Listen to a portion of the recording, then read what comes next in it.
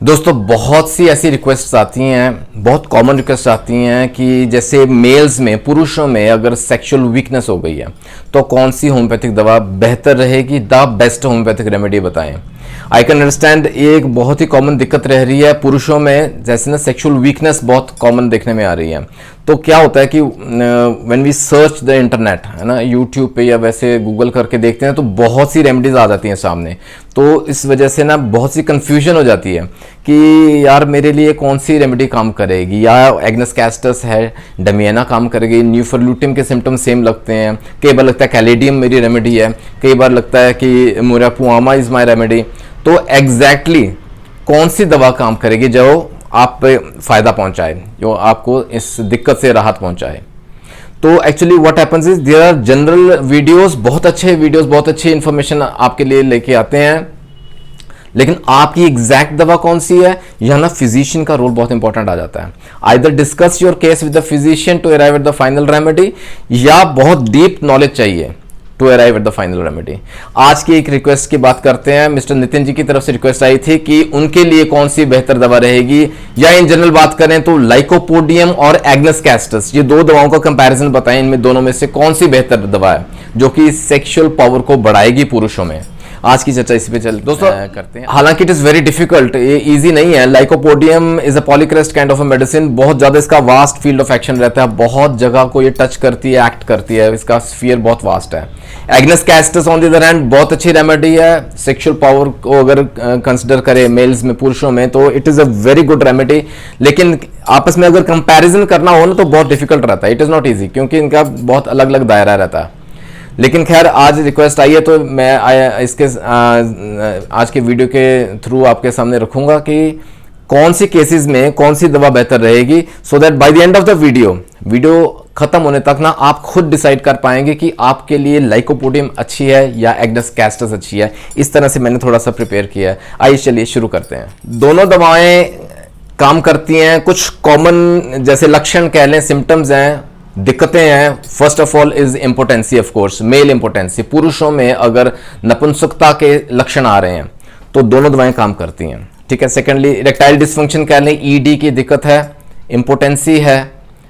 और थर्डली क्या है कि जो सेमिनल एमिशन है ना वो जल्दी हो जाता है, जैसे अर्ली इजैकुलेशन, दोनों दवाएं हेल्प करती हैं इन ऐसी केसेस में। तो कैसे डिसाइड करें कि आपके लिए लाइकोपोडियम काम करेगी या एग्नस कैस्टस बेहतर काम करेगी, हाउ डू वी डिसाइड, ये कुछ पॉइंट्स आपके सामने रखता हूं। Pertaining to the male sexual activity कह लें, या सेक्सुअल स्फीयर्स इन मेल, है ना, पुरुषों में जो सेक्सुअल एक्टिविटी रहती है ना, पर्टेनिंग टू दो सिम्टम्स, उन लक्षणों को माइंड में रखते हुए लेट अस डिस्कस इनमें क्या कॉमन है और क्या नहीं। पहले मैं बताऊं आपको, लाइकोपोडियम की बात करते हैं। लाइकोपोडियम इन जनरल याद रखिएगा, अगर वीकनेस है, कमजोरी है, अगर सेक्सुअल वीकनेस है, एक्चुअली फंक्शनल वीकनेस कह लें, क्योंकि आपकी फंक्शनल एक्टिविटी कमजोर हो जाती है due to certain diseases, due to certain symptoms, और वहां लाइकोपोडियम काम करेगी। स्पेशली जहां ना हाजमा बिगड़ रहा है, जहां डाइजेशन इज गेटिंग वीक, और थर्डली जहां ना हमारा लिवर इन्वॉल्व है, हमारे लिवर को लेके दिक्कतें हैं किसी प्रकार की,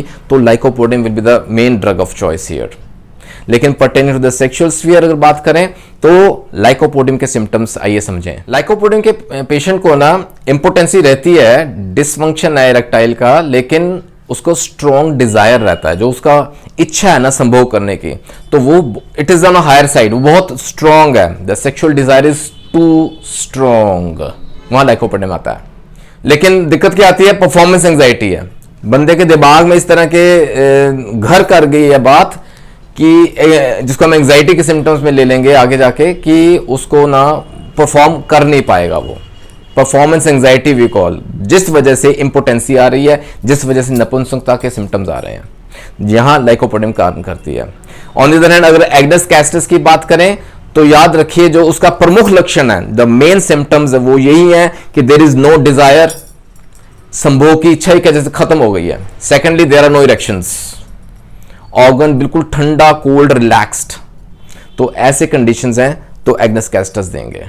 अच्छा, फिर एक और कुछ जनरल बातें समझें। लाइकोपोडियम का पेशेंट थोड़ा सा एल्डरली होगा, उम्र में थोड़ा सा ज़्यादा रहेगा, उसको अगर ये मेल सेक्सुअल वीकनेस है, परफॉर्मेंस एंग्जाइटी है या एडी की दिक्कत रह रही है ना, तो थोड़ी सी पुरानी हो गई है, we can call it chronic. जैसे इट इज़ नॉट एक्यूट लेकिन क्रॉनिक हो गई है समस्या वहाँ। एंड थर्डली मैंने बताया आपको हाजमे की दिक्कतें रहेंगी, और अगर सेक्सुअल वीकनेस रहती है, इरेक्टाइल डिस्फंक्शन, नपुंसकता रहती है, तो उसके साथ ना उसको प्रोस्टेट की दिक्कत रह सकती है।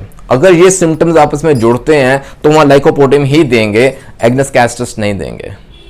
फिर जो लोग मेरे वीडियोस शुरू से देख रहे हैं या जुड़े हुए गुरु नानक केस के साथ, वो ये बात समझेंगे, मैं तकरीबन हर वीडियो में, हर दूसरे तीसरे वीडियो में ये बताता हूं कि अगर अपनी रेमेडी डिसाइड करनी है, अगर आपने जानना है कि आपकी कौन सी रेमेडी है, लक्षणों के आधार पे, प्रेजेंट कंप्लेंट्स या सिम्टम्स के आधार पे ऑफ कोर्स वो उसको कंसिडर करेंगे, लेकिन मेंटल सिम्टम्स जरूर ख्याल रखने जरूरी हैं।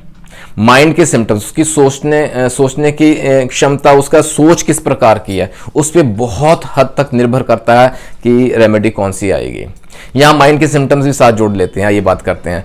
जो एग्नेस कैस्टस का पेशेंट है ना, उसके माइंड के सिम्टम्स बहुत ही इंपॉर्टेंट हैं, डिफरेंट हैं, हटके हैं। जैसे कि ना उसके मन में एक डर है, देयर इज अ फियर। किस चीज का डर है? That is fear of death, मौत का डर है। और वो भी ना सडन, उस बंदे को ऐसा लगता है, उसकी सोच इस प्रकार की है कि अचानक से मौत आ जाएगी, वो बचने वाला नहीं है। एकोनेट याद आता है यहाँ, है ना, fear of death is there.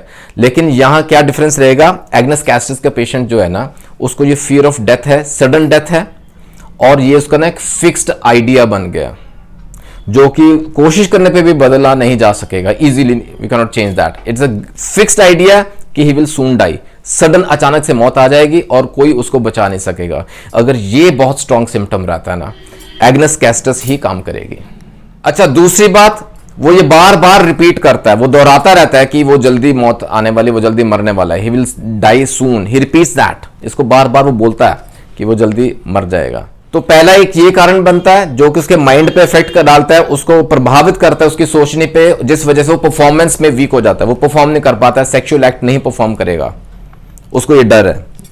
Secondly, जो उसकी जो मेंटल एलिमेंट्स है ना, ड्यू टू सेक्सुअल एक्सेसेस, अगर पास्ट हिस्ट्री की बात करें ना, तो एक्सेस में जैसे संभोग किया उस बंदे ने, एक्सेस ऑफ सेक्सुअल एक्टिविटी रहा, एंड सेकेंडली मैस्टरबेशन, हस्तमैथुन बहुत ज्यादा रहा, पास्ट हिस्ट्री की बात करें तो उस वजह से भी माइंड के सिम्टम्स आते हैं, मेंटल एलिमेंट्स आ जाती हैं, वो परफॉर्मेंस पे इफेक्ट करती हैं। अब ये दो कारण आ गए जिस वजह से उसका ना डिजायर जो है वो कम होते होते जीरो हो जाएगा, टोटली एब्सेंट हो जाएगा, रहेगा ही नहीं। सेक्सुअल डिजायर जीरो हो गया, संभोग करने की जैसे ना इच्छा ही खत्म हो गई है। Now that is a very strong factor जहां एग्नेस कैस्टस काम करता है। थर्डली, इस वजह से ना जो एक ना चाह होती है परफॉर्मेंस की, सेक्सुअल थ्रिल जिसे कहते हैं, that is absent, and it leads to an aversion, total aversion to sex. उसको ना जैसे अवर्जन हो गई है, उसको वो अवॉइड करेगा, परफॉर्मेंस सेक्सुअल एक्टिविटी को अवॉइड करेगा, उसे भागेगा। That is Agnes castus patient, typical Agnes castus patient. और दूसरी तरफ लाइकोपोडियम का जो पेशेंट है ना, उसके भी माइंड सिम्टम्स इस प्रकार के हैं, है तो डर है उसको भी, लेकिन वो ना उदासी ज्यादा रहती है उसके अंदर, सैडनेस है। उसका जो कहते हैं कैरेक्टरिस्टिक फीचर है या माइंड सिम्टम्स बहुत स्ट्रांग रहता है, वो है ही इज एक्सट्रीमली सेंसिटिव, बहुत नाजुक है अंदर से, वो छोटी छोटी बात पे नाराज हो जाता है, स्ट्रेस है, सैडनेस है, नाराज हो जाता है जल्दी जल्दी, सेंसिटिव है अंदर से बहुत ज्यादा। Now that is again वहाँ लाइकोपोडियम बहुत स्ट्रांगली इंडिकेटेड रहती है। तो दोस्तों, मैंने पूरी कोशिश की है लाइकोपोडियम और एग्नेस कैस्टस आपके सामने रखूं, जो उनके कॉमन पॉइंट्स हैं और जो पॉइंट्स ऑफ डिफरेंस हैं, जिसके आधार पे I think you can best जज योर रेमेडी। आप देखिए, आप खुद अपने मेंटल सिम्टम्स क्या हैं, आप वाकिफ हैं, जो द बेस्ट जज ऑफ योर माइंड है ना, तो आप खुद इस पे डिसाइड कर सकते हैं कि आपकी दवा लाइकोपोडियम आती है या एग्नेस कैस्टस। हालांकि दोनों अपने स्फीयर में बहुत बेस्ट मेडिसिन हैं, लेकिन the best thing is you to decide, या अपने फिजिशियन की सलाह लें and arrive at the best remedy. आशा करता हूं नितिन जी आपको आपके सवाल का जवाब मिल गया होगा, और बहुत से ऐसे लोग हैं जो कि इस तरह के ना डाउट्स मन में रखते हैं, तो इसीलिए वीडियो अपलोड किया तैयार करके कि बहुतों की डाउट्स क्लियर होंगी। कोशिश यही है कि आप सबको कहीं ना कहीं कोई ना कोई जरूर फायदा पहुंचे। जुड़े रहें गुरु नानक केयर्स के साथ दोस्तों for more such informational videos. Do subscribe and hit the bell icon. जो भी गुरु नानक केस का परिवार नहीं बन पाए, सब्सक्राइब जरूर कीजिएगा। अपने सुझाव दीजिए, ज़रूर कमेंट सेक्शन में डालिएगा, और any request for special video वो ज़रूर डालें। जल्दी मिलेंगे अगले वीडियो में। टेक केयर, अपना ख्याल रखें। God bless.